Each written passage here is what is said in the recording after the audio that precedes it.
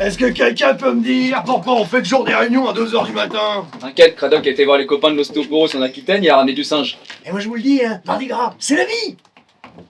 On mange pas autour de la table ronde, je l'ai déjà dit. Bon, les amis, qu'est-ce qu'on fait pour les 31 ans des troubadours? Mais c'est pas les 30 ans, j'ai pas compris.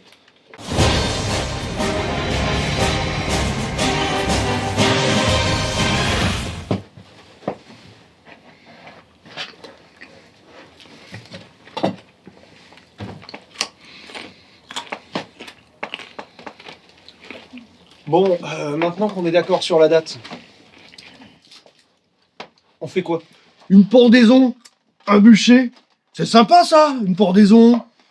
Non mais faut arrêter là avec votre manie de vouloir pendre les gens à toute heure du jour et de la nuit. Vous voulez pas qu'on fasse des joutes plutôt? Pas mal ça, des joutes. Vous notez, Père Bèze? Ah mais je note, hein. Je note. Et les montreurs d'ours, c'est classe. Ours! Ours! Écoutez, on n'a pas le droit. Mais qu'est-ce qu'on mangera? Non mais attendez, c'est bien beau cette histoire, mais à quoi ça nous sert dans la quête du Graal? Voilà, merci. Enfin, quelqu'un qui se centre un petit peu sur la légende. Et pourquoi pas des jongleurs? Oh, des joueurs de babal, non mais n'importe quoi, on va avoir l'air de trou-duc avec cette histoire là. Est-ce qu'on pourrait arrêter avec les noms d'oiseaux s'il vous plaît? Peluche! Pas peluche! Bon, écoutez, de toute façon, Seigneur Léodéguen, les ours, tout ça, c'est du spectacle comme on faisait avant, on n'a plus le droit. C'est tout. On est sur les ours ou les oiseaux, je comprends pas là.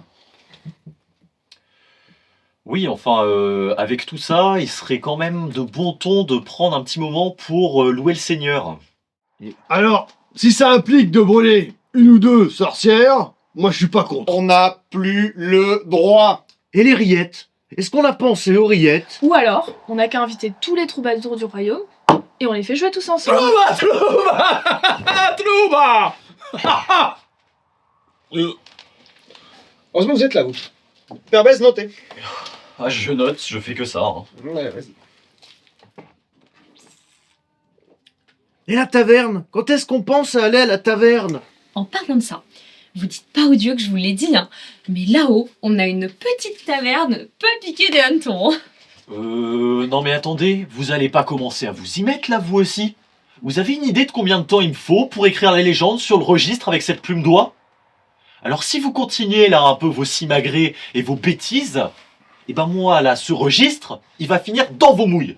Vous voulez que je l'écrive, le registre? Ah mais parce que vous savez écrire le latin, vous peut-être? Ouais, de toute façon, le latin, personne ne sait l'écrire ni le lire, c'est comme les partitions. Partition!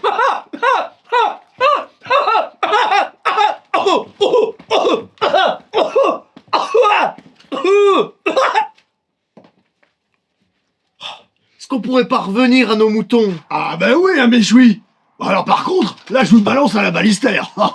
Bon, écoutez, ça commence à être pas mal, on commence à être à peu près d'accord sur le projet. Sinon, ce qu'on fait, sur une échelle de 1 à 6, on les envoie jouer en ville. De 7 à 8, on serre le singe. De 9 à 12, on fait la fête. Et seulement à 13, on appelle ça la fanfare du roi à Tours.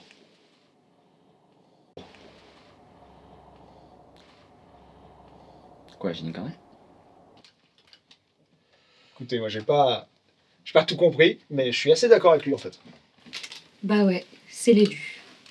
Tête de bite!